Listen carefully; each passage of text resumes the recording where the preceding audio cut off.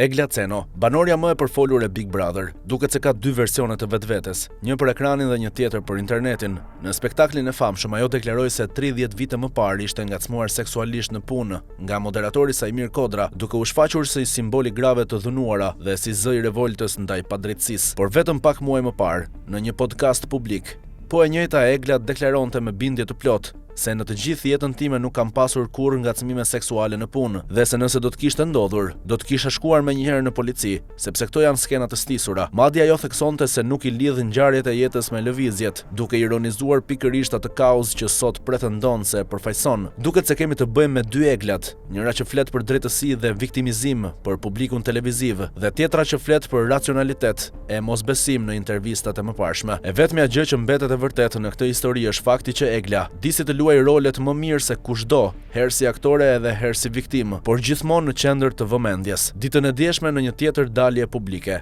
Egla Ceno deklaroi me emocion se ndodhej në proces gjyqësor vetëm sepse kishte folur, duke e paraqitur veten si zë i grave të dhunuara dhe si simbol të një betejë kolektive për drejtësi. Ajo theksoi se kjo çështje nuk ishte personale, por një kauzë që përfaqësonte të gjitha gratë që kanë përjetuar dhuna apo padrejtësi, duke e kthyer historinë e saj në një mision publik. Por ky version bie ndesh me deklaratat e saj të mëparshme, ku mohoi çdo provojë të ngjashme dhe ironizoi vetë këto akuza, duke shtuar edhe më shumë konfuzion në perceptimin e publikut mbi se kush është vërtet Egla Ceno, një viktim që kërkon drejtësi apo një aktore që ndryshon skenarin sipas momentit. A është kjo një kauzë për gratë e dhunuara apo thjesht një sken tjetër nga seriali pafund i dyftërsisë publike?